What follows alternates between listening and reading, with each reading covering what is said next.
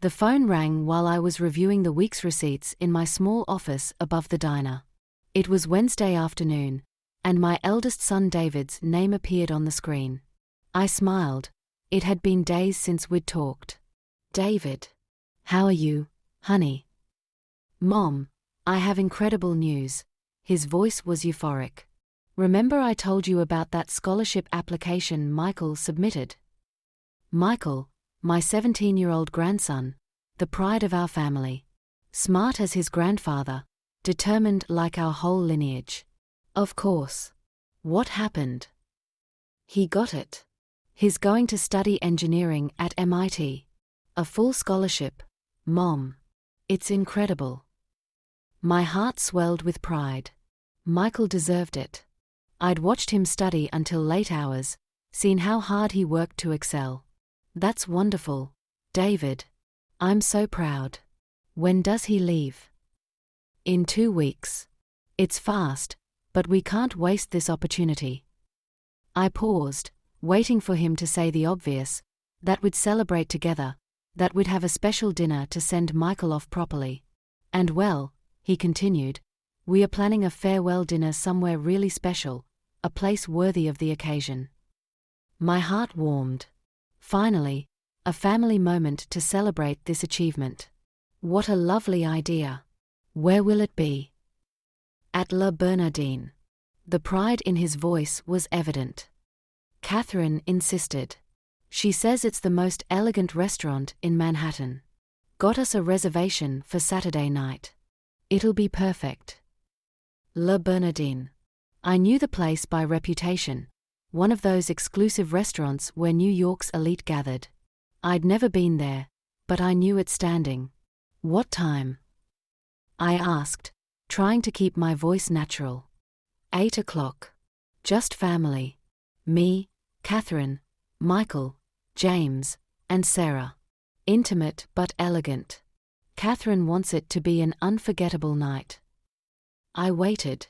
Waited for him to officially invite me. Waited for him to say, "Obviously you'll be there too, Mom." But the silence stretched, filled only with distant voices and the sound of papers rustling. "I'll be there too, right?" The question came out more fragile than I'd intended. The silence that followed was deafening. I could hear my own heartbeat while waiting for the obvious, natural response any son would give his mother. "Oh, Mom." His voice changed completely. It became uncomfortable, almost embarrassed. "It's just, you know how Catherine is. She organized something more, how do I put this? More formal, more sophisticated." Sophisticated. I repeated, not understanding. "Yes, Mom. La Bernardine is a very fine place, very chic. Catherine's worried you might feel out of place. You know how these places are, right? Everyone well-dressed, conversations about art, expensive wines. Maybe it's better if you don't come. It could be a bit embarrassing." His words echoed in my ear like a distorted echo. Asterisk embarrassing star. Asterisk out of place star. Asterisk worried I might feel inadequate star. My own son, whom I'd raised with so much love and dedication, was telling me I didn't have enough class to go to an elegant restaurant. Embarrassing for whom, David? The question came out colder than I intended. "It's nothing personal, Mom. It's just that, well, you understand, they're different environments. Catherine suggested maybe we could have lunch on Sunday somewhere more suited to your style. Somewhere you'd feel more comfortable. Asterisk your style star. Asterisk more comfortable star. Like I was a child who needed protection from adult situations. Like I was inadequate to mingle with refined people. I understand." My voice came out controlled, but I felt blood boiling in my veins. "So you think I don't have enough class for La Bernardine?" "Mom, it's not that. It's just, look, you're amazing just as you are, but they're different worlds, right? You with your diner, working since dawn, with that more simple way. There's nothing wrong with that. But for an occasion like this, with Catherine's friends, people who are more, how do I explain? More what? My voice sounded dangerous. More important? More educated? More worthy of respect? Of course I understand, son. The words came out calmly, but inside I was shattered. You all have fun. You're not upset, are you, Mom? Catherine gets nervous about these things, and I want it to be a perfect night. I'm not upset, I lied. I was devastated. Have a wonderful evening. I hung up and sat in my office, looking out the window at downtown Manhattan. Below, I could see the elegant facade of Le Bernardin, with its smoky glass windows and discreet golden lettering. My restaurant. The place I'd built with every dollar of my savings, every decision made carefully, every detail planned to create exactly the sophisticated atmosphere my children so admired. The establishment that New York's elite frequented, where business deals were closed and traditional families celebrated special occasions. They thought I didn't have the class to be there. That it would be embarrassing to bring me. That I needed to stay in my appropriate place, away from refined people. A bitter laugh escaped my lips. If they only knew. If they only knew that the simple woman who embarrassed them so much was actually the owner of the most elegant place in the area. I picked up the phone and dialed the restaurant's number. Good afternoon, Le Bernardin. This is Carlos speaking. Good afternoon, Carlos. This is Margaret. Good afternoon, Mrs. Williams. How are you? Fine. Listen, Saturday night we'll have some special guests at the table for 6. Reservation under Catherine Morrison. I want them to receive the best possible service. Of course, Mrs. Williams. Any special occasion? I smiled, but it wasn't a happy smile. Let's say it will be a night of great revelations. That afternoon I made a decision that would forever change our family dynamic. Saturday I would be at Le Bernardin, not as the inadequate mother who should stay home, but as the owner of the establishment. It was time for my children to discover who the woman they so underestimated really was. After that call, I spent the entire night awake, going over in my memory how I got here. How a woman who started selling sandwiches from her front door became the owner of Manhattan's most sophisticated restaurant.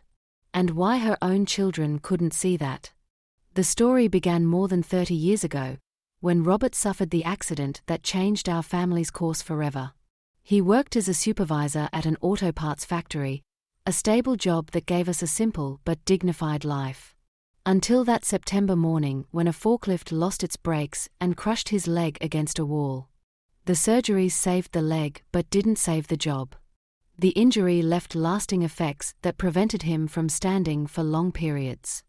The company's compensation covered medical expenses but not our livelihood. Overnight, I became the sole source of income for a family with 2 young children. David was 6, James was 4. 2 boys full of energy and dreams who deserved the same opportunities as any other child. I wouldn't let the situation defeat us. It was Robert who gave me the idea. Margaret, you make the best sandwiches in the neighborhood. Why don't you try selling them? At first, it was just a test. I made a batch of sandwiches and soup on Thursday and took them to sell at the boys' school gate. In 2 hours, I'd sold everything. Friday, I doubled the quantity. Same result. I realized I'd found more than an income source. I'd discovered a natural talent for business. I started small but with ambition. I woke up at 4 in the morning to prepare food, sold it at the school in the morning, at nearby offices during lunch, and at neighbors' houses in the afternoon. The first months were tough. My feet swelled from walking so much, my hands hardened from so much kneading. But every dollar that came in was a victory. And the boys saw all of this. They saw my determination, my effort, my refusal to become a victim. Mom, why do you work so hard? David asked me one night when he saw me counting the day's coins. Because I want you to have a better future, sweetheart. And a better future is built with work. After a year of selling on the streets, I gathered the courage and money to rent a small commercial space. 20 square feet in Queens, but it was mine. Our first diner was born there, 2 small tables, a wooden counter that Robert made with his own hands, and lots of dreams. The secret to success wasn't just the food. It was the attention. I knew every customer by name, knew what they liked to eat, asked about their families. I transformed that small space into an extension of my own home, where people felt welcomed. David and James grew up there. They did homework at a little table in the back, helped serve drinks when they got older. They learned early the value of work and dedication, but were never forced to work. It was their choice to help, a way to participate in our family dream. "Someday I'll have a restaurant bigger than this," David said at 10, looking around the small diner. "Yes, son, but don't forget where it all started." In 5 years, the first diner was doing so well I could open a second, then a third. It wasn't reckless expansion, it was planned growth. Every step taken carefully. I studied the market, analyzed competition, chose strategic locations. The boys attended private school, took English classes, had nice clothes and toys. But they were never spoiled. They knew all of that came from our joint work. Robert, though physically limited, handled the administrative side. I managed operations and the boys contributed by being exemplary students. "Mom, you're the smartest woman I know," James told me at 12 when I explained how inventory control worked. "Intelligence without work is worthless, son. And work without intelligence is just exhaustion." When David turned 15, I'd established a clear rule: education first, but responsibility too. They earned allowances but had obligations. Bad grades meant reduced money. Good behavior was rewarded. I learned that raising independent children wasn't giving them everything, it was teaching them to achieve. "Why don't you rest a little, Mom?" David asked me at 16, seeing me review the diner's numbers on a Sunday night. "Because the money that pays for your school doesn't fall from the sky, son. It comes from my sweat, and as long as I can work to give you the best, I'll work." He nodded seriously. Back then he understood, valued, respected.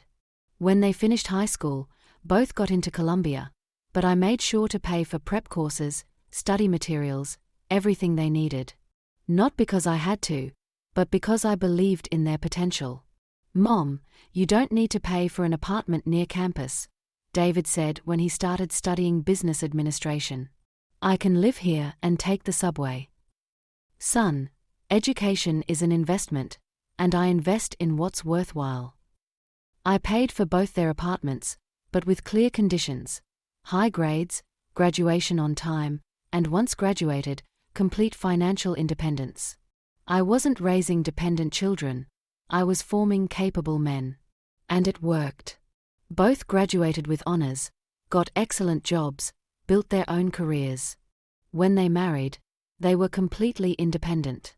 I'd fulfilled my role as a mother, provide the tools, not life on a silver platter. But somewhere in this process, something changed. I don't know if it was their wives' influence, their financial success, or simply forgetting where they came from. They stopped seeing my struggle as a source of pride and began seeing it as a source of shame. The woman who worked like a warrior to give them the best became, in their eyes, a simple woman inadequate for their new social circles. But they forgot something important. The same determination that made me start selling sandwiches on the street took me much further than they imagined. And Saturday night they would discover exactly how far that determination took me. The first time I saw Catherine, I knew she'd be trouble. Not because of her beauty, she was genuinely beautiful, with that perfectly styled blonde hair and the posture of someone who'd attended Princeton.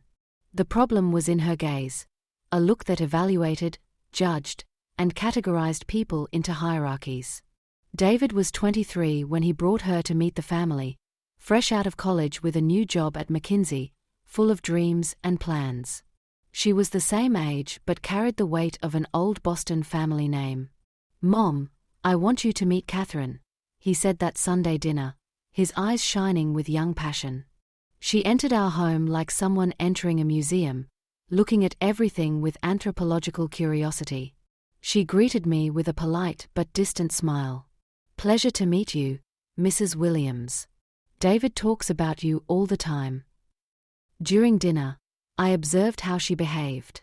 She complimented the food with exaggerated surprise, as if she hadn't expected someone like me to cook well.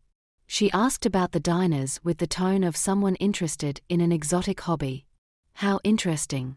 You must meet so many different people working in food service," she said, delicately cutting her meat. "I meet people. Just people," I replied. "I don't see differences between them." Her smile faltered for a second. In the following months, visits became more frequent. Catherine was always polite, always cordial, but always making it clear we weren't from the same world. Small comments, subtle gestures, seemingly innocent suggestions. "Oh, Mrs. Williams, you work so hard. It must be exhausting being in the kitchen all day," she'd say, examining her own perfect nails. Or, "What a cozy home. It has such humble charm." *humble star. That word would become code between us. Robert sensed my discomfort. "She's just a spoiled girl, Margaret. She'll learn." "It's not about learning, Robert. It's about respect, and she doesn't respect me." When David announced the engagement, I tried to be the understanding mother. After all, my son was happy, and that should be enough. But when wedding preparations began, Catherine's true colors appeared. "Mrs. Williams, about the guest list," she began during one of our planning meetings. "Perhaps it's better to invite only close relatives. You know how it is, the venue will be more upscale." "Upscale how?" "Oh, it's at the Hamptons Country Club. The people who attend are more formal. We don't want anyone to feel out of place." Translation: My friends from the diners weren't welcome. "And about your dress," she continued, "I can recommend a boutique where you'll find something more appropriate for mothers of the groom." *appropriate star. Another key word. The wedding was exactly as Catherine planned: elegant, expensive, and cold. I felt like an extra in my own son's life, seated at a side table, politely greeting people who barely acknowledged me, watching David transform into someone I didn't fully recognize. During the reception, I heard Catherine explaining to a friend, "David's mother is a hard-working woman, bless her heart. She runs food service, you know? Very industrious, but of course she didn't have the same opportunities we did." *bless her heart star. *industrious star. Like I was a charity case. 2 years later, it was James's turn to fall in love. Sarah was different from Catherine, an elementary school teacher from a modest background, without her sister-in-law's aristocratic arrogance. At first, I thought it would be different. And it was, for about 6 months. Sarah was genuinely nice initially. She talked to me about education, asked for recipes, seemed interested in our family history. But soon I realized she was studying our habits, our dynamics, our language. "Mrs. Williams, you're inspiring," she'd say. "A woman who's achieved so much on her own." But things changed quickly after the wedding. Sarah began frequenting the same circles as Catherine. She attended the wives' luncheons, participated in charity teas. She gradually adopted her sister-in-law's behavioral codes. "Mother-in-law, about Christmas," she called me after a few months of marriage. "Catherine suggested we do something more intimate this year. Just us couples, you know? More modern." Modern meant without the mother-in-law. "And maybe it's better not to bring homemade desserts," she continued. Catherine ordered sweets from a French patisserie. "It's more cohesive." My desserts, which the whole family had always loved, were no longer adequate. What hurt most was seeing my sons silently agreeing with this transformation. David, who used to proudly introduce me as my mother, the entrepreneur, now introduced me as my mother who works in food service. A subtle difference that changed everything. James began making jokes about my direct manner. "Mom doesn't mince words," he'd laugh with his friends. "She's from the era when things were simpler." Family gatherings became exercises in mutual tolerance. I tolerated the comments, they tolerated my presence, my sons tolerated the growing tension. Most frustrating was that they couldn't completely hide their interest in my money. When they needed something, down payment for a new car, home renovation, expensive courses for Michael, they knew exactly where to find me. But when it came to including me in important social events, I became an apparent inconvenience. "Mom, about Michael's baptism," David called nervously. "The ceremony will be at St. Patrick's Cathedral. The traditional one, and then the reception at the club. Catherine wants it very intimate. Just godparents and immediate family." Am I not immediate family? Of course you are, but you understand, it's a more formal environment. The club people are different. Different from me. Better than me. It was during this period that I began to realize my sons were ashamed of their own origin. Ashamed of the mother who worked like a warrior to give them opportunities. Ashamed of the woman who transformed willpower into financial success. They preferred the edited version of our story, two talented young men who overcame difficulties and achieved success through their own merit. The protagonist of the struggle, me, was an embarrassing detail they preferred to keep in the background. But they hadn't seen anything yet, because while they publicly minimized me, I was secretly building something that would completely change the game. The day Michael was born should have been one of the happiest of my life. My first grandchild, the continuation of our family, the boy who would carry our name forward. But from the first moment, Catherine made it clear I would be a grandmother only on her terms. Mrs. Williams, about hospital visits, she told me while still 8 months pregnant. The doctor recommended they be very restrictive. Only immediate parents the first few days. You understand, right? A newborn is very fragile. Immediate parents as if I were just any stranger. I waited 3 days to meet my grandson. 3 days listening to Catherine's friends post on social media about how beautiful the little prince was, while I, the paternal grandmother, waited for authorization to see him. When I was finally allowed into the room, Michael was sleeping in the crib next to the bed. A perfect baby with David's eyes and our family's chin. My heart melted instantly. "He's beautiful," I whispered, approaching slowly. "Careful not to wake him," Catherine warned immediately. "He's a very light sleeper, and please sanitize your hands at that dispenser." The pediatrician said newborns shouldn't have contact with too many people. I sanitized my hands like any visitor and stood there looking at my grandson without being able to touch him. "When he cries, it's better if you don't pick him up," Catherine continued, adjusting herself in bed. "We're establishing a specific routine. The home care nurse guided us that it's better for him to get used to few people in the first months.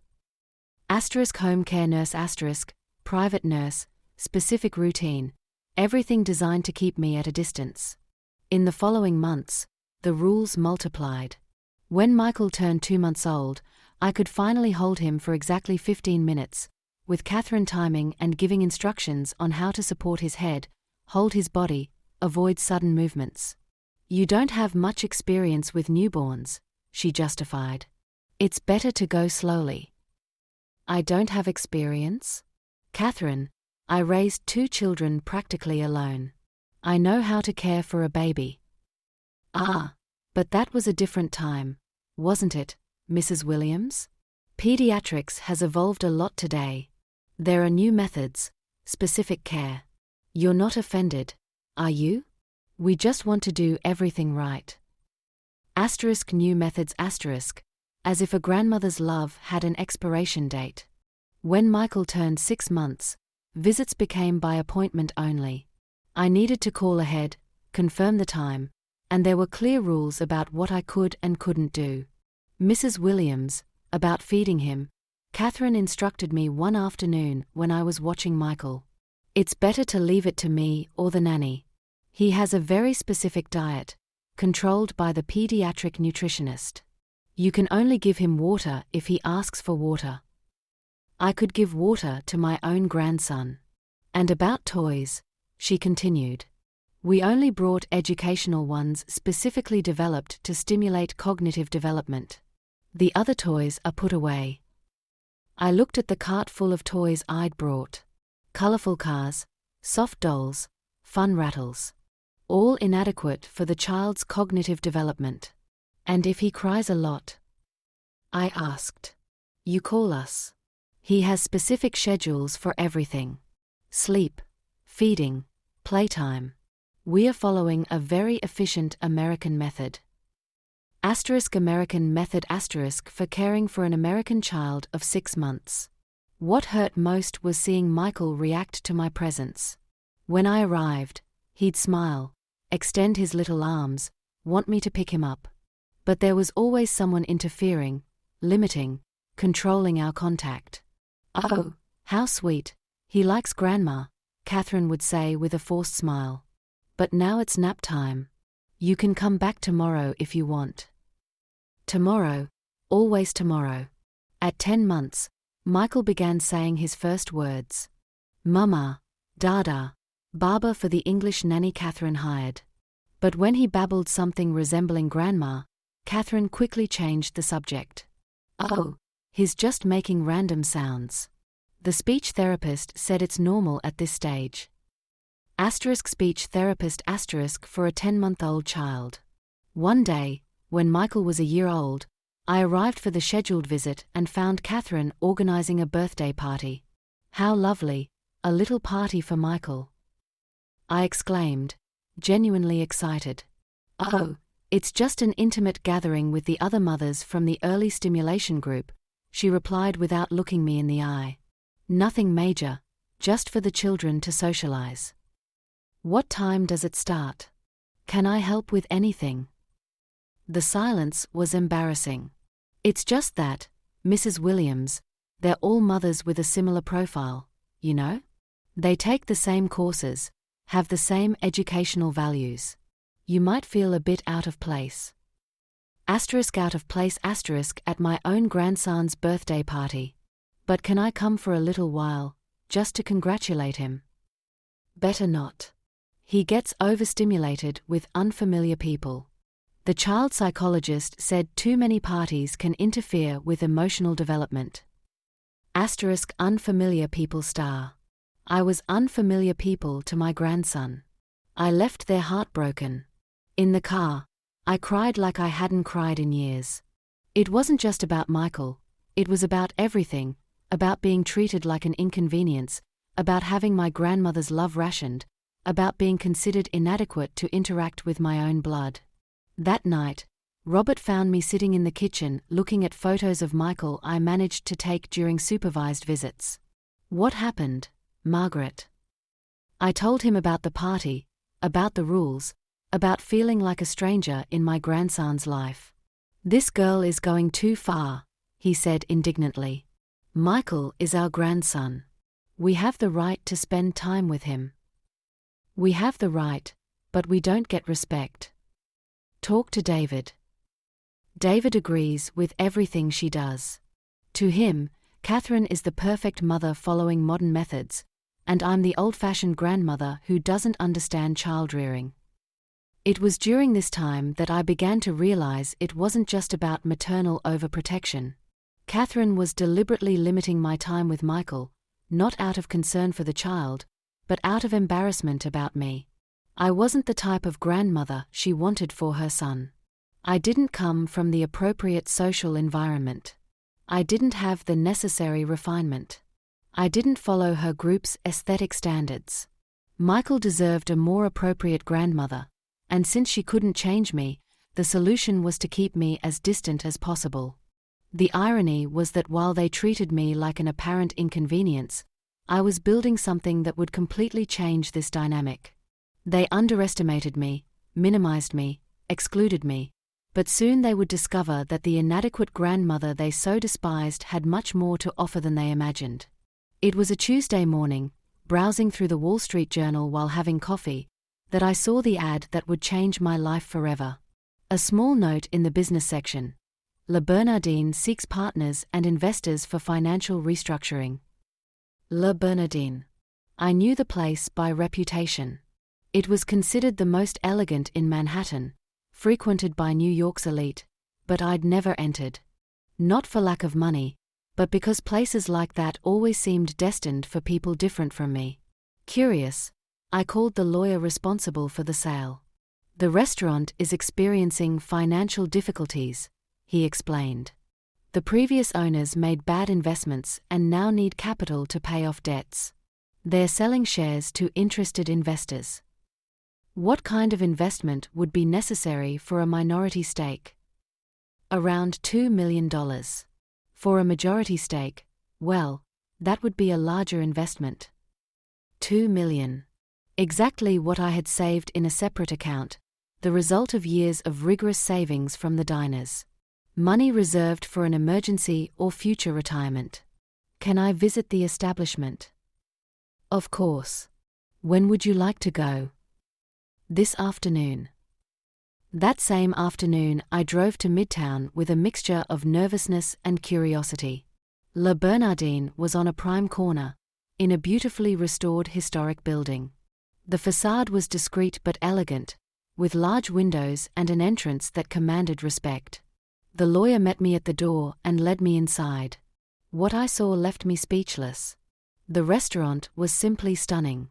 High ceilings with exposed beams, crystal chandeliers, white linen tablecloths, genuine leather chairs. The decor mixed classic and modern with sophistication I'd never seen up close. The kitchen, visible through glass doors, was equipped with professional Italian ovens and state-of-the-art equipment. How is it possible it's bankrupt?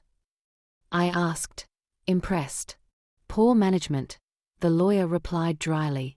The former owners overspent on renovations, hired too many employees, and couldn't maintain cash flow. The restaurant itself is excellent. The problem was administrative. I walked through the empty dining room, imagining how it would look full of people. I touched the tables, observed every decorative detail, smelled the lingering aroma of fine spices. Something about this place called to me deeply. Can I see the numbers? Of course, but I should warn you it's a risky investment. I took the documents home and spent the entire night studying spreadsheets, balance sheets, projections. Robert helped with the more complex calculations, but the decision was mine. Margaret, are you sure? It's a lot of money, he said, worried. I understand food. I know what makes a business work or not. This place just needs competent management. But why a luxury restaurant? Your diners already provide good returns. I remained silent for a moment, trying to explain something I didn't fully understand myself. Because I want to prove I can. Prove to whom? To myself. Actually, it was more than that, but I couldn't verbalize it. There was something about owning a place that high society frequented that moved me. Perhaps it was the opportunity to show that a woman of humble origins could understand sophistication. A week later I signed the contract to purchase the first shares. $500,000 for 20% of the business. It was my first step on a journey I still didn't know where it would lead. The first months were intense learning. I observed everything: how employees served, how dishes were prepared, how customers behaved. It was a completely different world from my diners, but the basic principles were the same: quality, service, and efficient management. Mrs. Williams, the chef, told me during one visit, "You have a very good eye for this. Your suggestions are working." I had suggested small menu adjustments, more elaborate dishes but with more accessible ingredients, some options that expanded the clientele without losing sophistication. And it was working. Within 6 months, the restaurant was already showing signs of recovery. Within a year, it was operating in the black. That's when the other partners approached me. "We'd like to sell our shares," one of them told me. "Are you interested in taking full control?" I was extremely interested. I used money from the diners, took a bank loan, and gradually bought all the shares. In 2 years, Le Bernardin was completely mine. The transformation I promoted was gradual but profound. I maintained elegance and sophistication, but brought my experience in management and service. I trained the team to be welcoming without losing class. I reformulated processes to optimize costs. I created special events that attracted new customers. What made me proudest was achieving the high standard without losing the welcoming essence that was always my trademark. Le Bernardin remained elegant, but now it had soul. How did you manage to transform this place?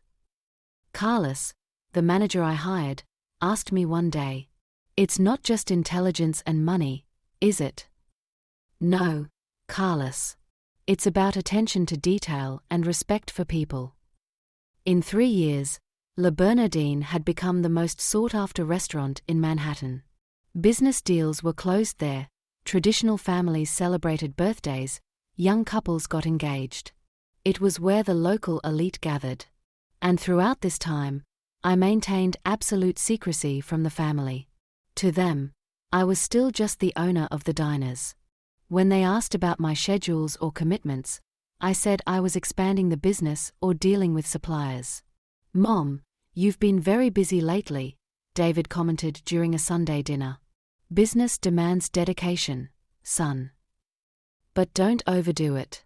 You're at an age to slow down a bit." If he only knew that in my 50s, I was running the most sophisticated establishment in the area. The most ironic part was occasionally hearing comments about Le Bernardin in family conversations. "Catherine wants to celebrate her birthday there," David said once. "But it's hard to get a reservation. They say the place has become fashionable among high society." "It must be expensive," I commented, feigning disinterest. "Yes, but it's worth it. Who knows, maybe one day we'll get a table." Who knows I thought, smiling inside. For 4 years I lived this double life. By day, the simple diner entrepreneur.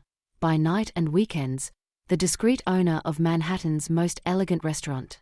2 worlds that coexisted without touching, until the day those worlds would collide spectacularly. But they had forgotten something important. The same determination that made me start selling sandwiches on the street took me much further than they imagined. And Saturday night they would discover exactly how far that determination had taken me. After that devastating call from David, I spent the entire night awake, pacing through the empty house, replaying every word, every tone, every uncomfortable silence. The echo of the phrase, "It could be a bit embarrassing," hammered in my head like an annoying song you can't stop humming. I sat in the kitchen with a cup of coffee that went cold without me noticing, watching through the window as dawn approached. How many times had I accepted being pushed aside? How many small humiliations had I swallowed in the name of family harmony? The answer came to me as clear as the morning light. Many times, too many. Around 5 in the morning, I made a decision that would change everything. I would no longer accept being treated like a problem to be solved. I would no longer pretend I didn't notice the contempt disguised as protection. And I definitely wouldn't pass up the opportunity to show my children who I really was. I called Le Bernardin as soon as they opened. "Carlos, this is Margaret. I need to talk to you about Saturday night." "Good morning, Mrs. Williams. The table for 6 under Mrs. Morrison's name, right?" "Exactly. I want you to treat this reservation very specially. They don't know I'm the owner." I could sense the curiosity in Carlos's voice. "How so, Mrs. Williams?" "It's my family, my sons and daughters-in-law. They told me I'd be inappropriate for a place as refined as our restaurant." The silence on the other end was long. "Mrs. Williams, with all due respect, that's ridiculous." "I know. That's why I'll be showing up Saturday, not as a guest, but as the owner. And I want it to be a complete surprise. We spent the morning organizing details. Carlos understood perfectly what I wanted, impeccable treatment for them, but nothing that would give away my connection to the place. I would arrive later, observe the situation unfold, then make my entrance. "Are you sure about this, Mrs. Williams?" Carlos asked for the third time. "Absolutely.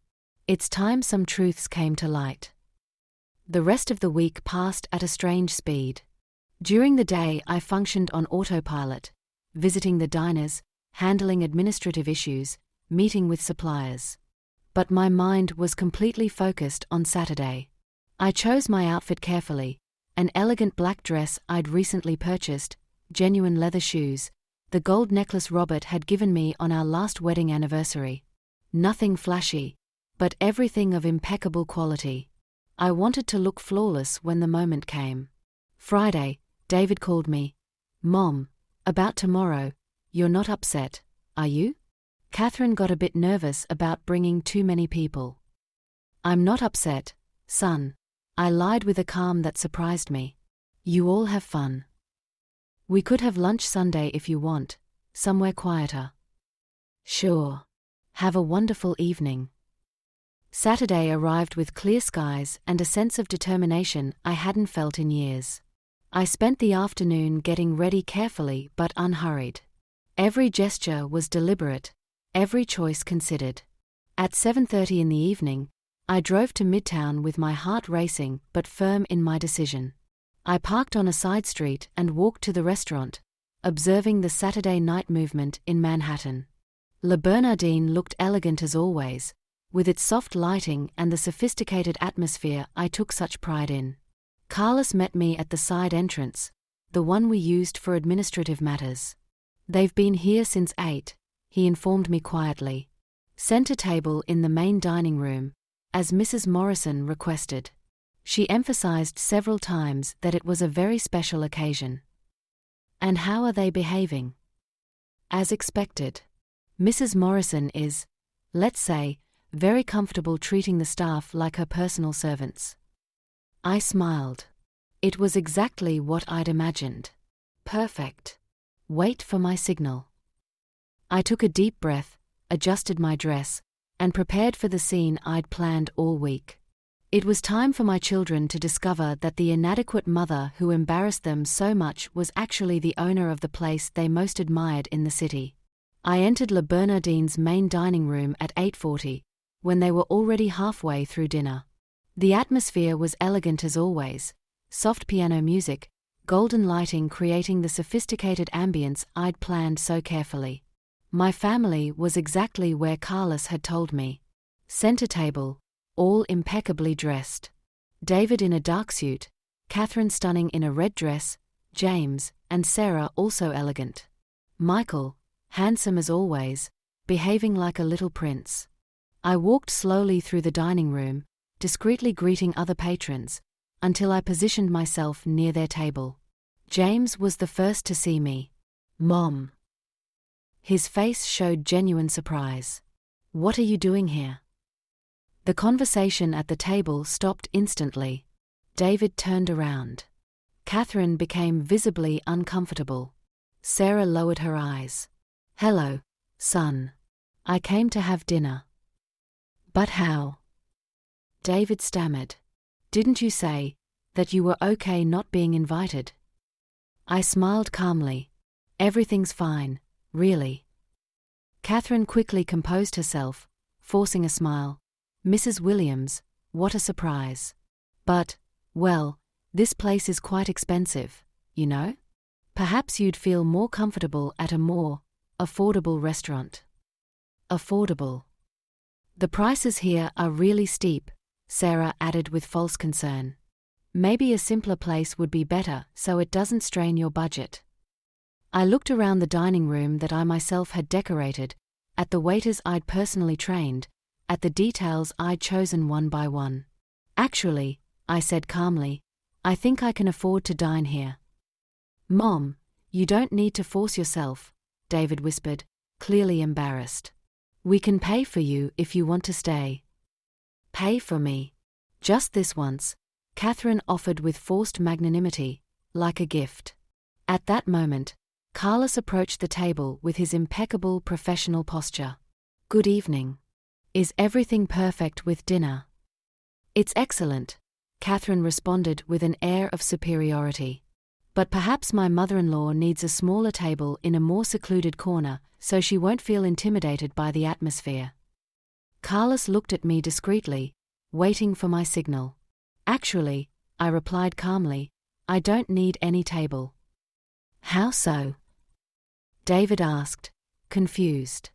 "Because I am the owner of this restaurant." The silence that followed was absolute. I could see expressions changing one by one: confusion, disbelief, then the slow recognition of truth. "Carlos," I continued, keeping my voice serene, "these are my sons and daughters-in-law, the ones who thought I'd be inappropriate for frequenting my own establishment." "Pleasure to meet you," Carlos responded with perfect professionalism. "Mrs. Williams is an exceptional owner. She transformed this place into the most respected restaurant in Manhattan." Catherine paled. Sarah opened and closed her mouth without being able to speak. My sons looked at me as if seeing me for the first time. Is this true?" David managed to ask. "Completely true. For 5 years now." "But how?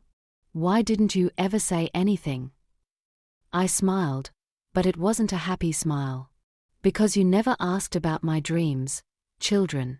You just assumed I wasn't capable of achieving them."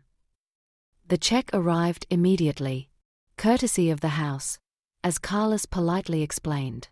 My children left there knowing exactly whom they had underestimated all those years. In the days following that night at La Bernardine, the silence was deafening.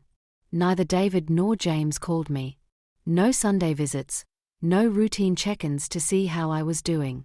It was as if they needed time to digest who I really was. The first call came from David 5 days later.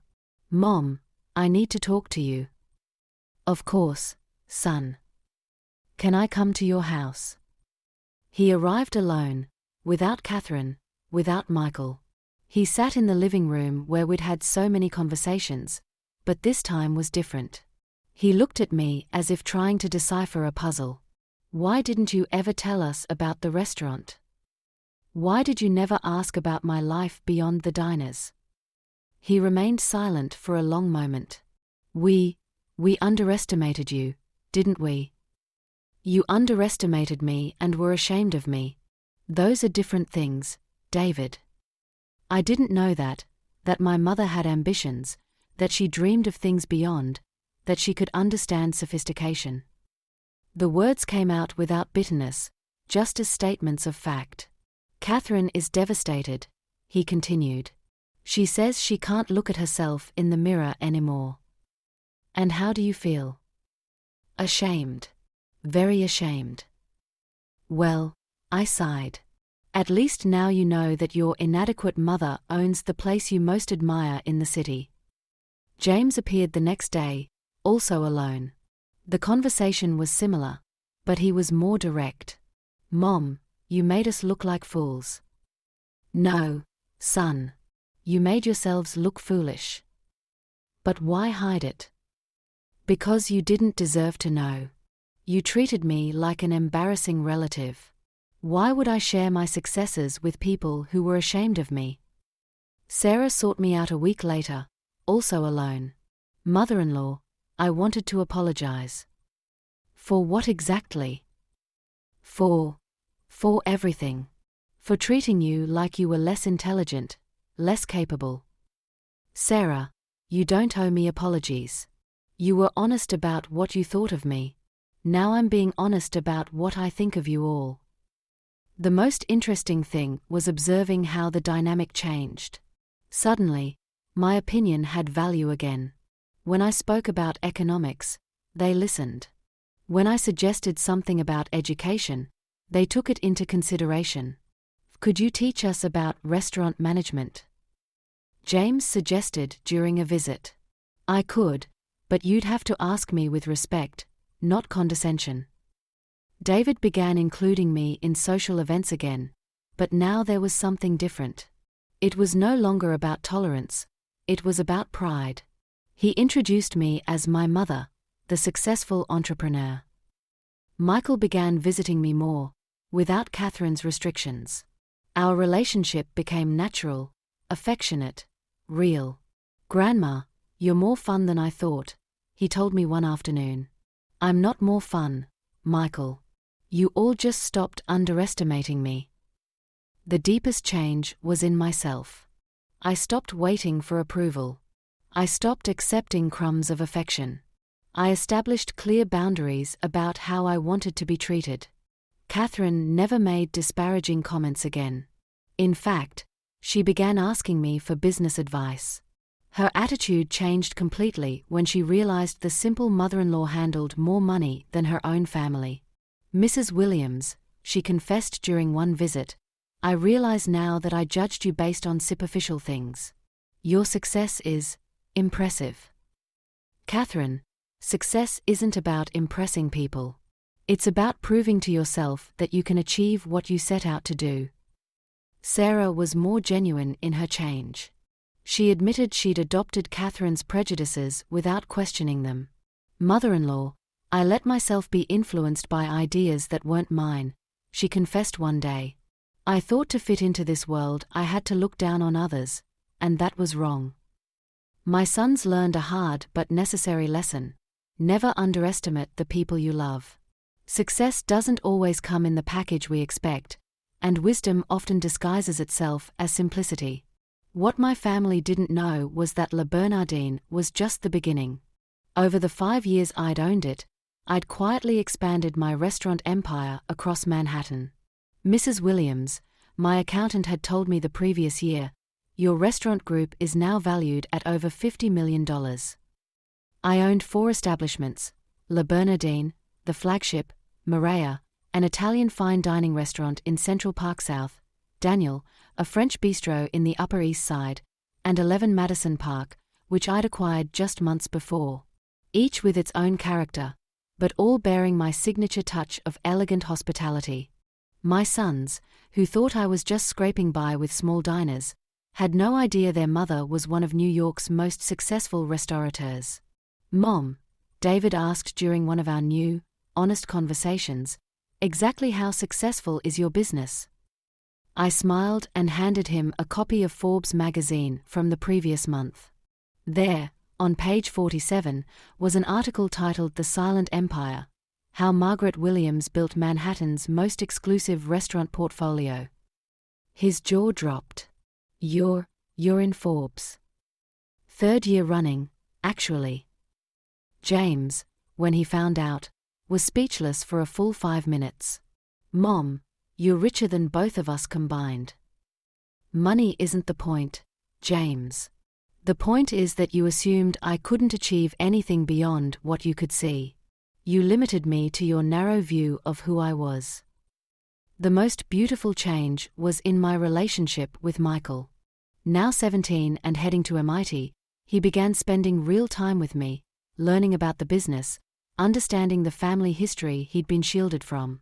"Grandma, why didn't Mom and Dad ever tell me about your restaurants?" "Because they were ashamed, sweetheart. They thought I wasn't sophisticated enough for their social circle." "But you own the most sophisticated restaurants in New York." "Yes, I do. And you know what? I did it all while they were telling me I wasn't good enough." Michael became my protégé. Every weekend, he'd come to one of the restaurants, learning operations, understanding hospitality, seeing what real business looked like. "Grandma, I want to study business like Dad, but I want to learn from you too. You built something real." "Then you'll learn both, Michael. Your father has valuable knowledge about corporate strategy. I have experience in building from nothing. You'll need both." 6 months after the revelation, Catherine finally asked for a private meeting. We met at Le Bernardin, at a quiet corner table during the afternoon lull. "Mrs. Williams. Margaret. I owe you more than an apology." "You don't owe me anything, Catherine." I do. I judged you, excluded you, made your son choose between his wife and his mother. And the whole time, you were more successful than anyone I knew. Catherine, the problem was never about success or money. The problem was about respect. You treated me as less than you, when you didn't know anything about who I was. She was quiet for a long moment, looking around the restaurant, my restaurant. How did you do it? How did you stay so gracious when we were so awful to you? Because I knew who I was, even when you didn't. And I knew that someday, the truth would come out. Can you forgive me? I already have, Catherine. But forgiveness doesn't mean forgetting. It means choosing to move forward without bitterness. I want Michael to know his grandmother. The real you. Will you teach him about business? About building something from nothing? I already am. James and Sarah's transformation was perhaps the most complete. They started visiting regularly, asking genuine questions about business, about life, about family history. Mom, James said one Sunday, I realize we never asked about your dreams growing up. What did you want to be when you were young? I wanted to make people feel welcome, son. I wanted to create places where families could celebrate, where strangers could become friends over a good meal. I wanted to prove that hospitality isn't about fancy things, it's about making people feel valued. And you did that. Yes, I did. Despite being told I wasn't sophisticated enough, refined enough, appropriate enough. Sarah began bringing me into her school events, introducing me proudly as Michael's grandmother, the restaurateur. The shame was gone, replaced by genuine pride. Students, she told her class during a career day I attended, this is Mrs. Williams. She built one of New York's most successful restaurant empires, starting from a small diner. She shows us that success comes from hard work and treating people with respect, no matter where you start. Today, as I sit in my office above La Bernardine, looking out at the Manhattan skyline, I reflect on the journey. The humiliation that almost broke me became the catalyst for showing my true strength. My sons now understand that real sophistication isn't about where you come from or what schools you attended. It's about character, determination, and the ability to lift others up rather than tear them down. Catherine has become an ally rather than an adversary. She still has her moments of social anxiety, but she's learned to channel it into positive energy rather than exclusionary behavior. Sarah transformed completely, becoming the daughter-in-law I'd always hoped for, someone who valued family over social status. And Michael? Michael knows his grandmother's full story now.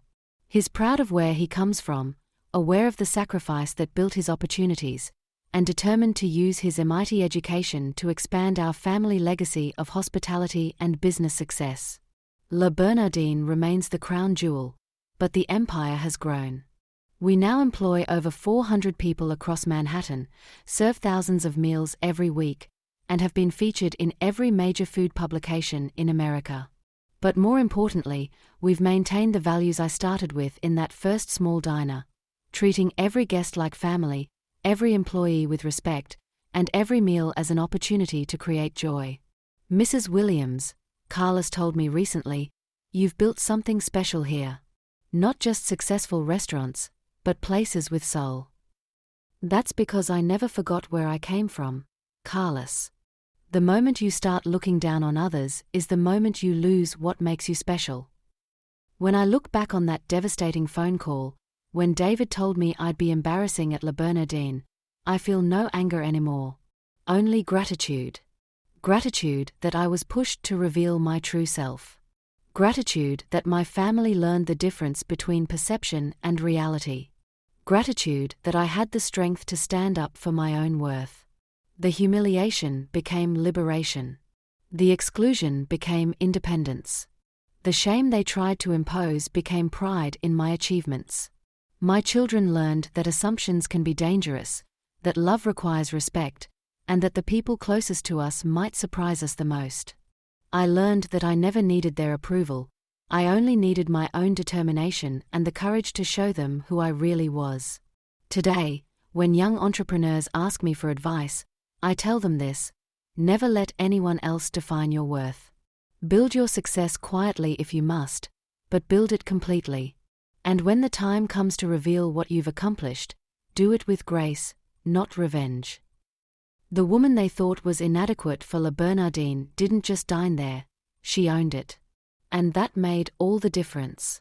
Sometimes the best response to being underestimated is simply to exceed every expectation, not for revenge, but for the quiet satisfaction of knowing your true worth.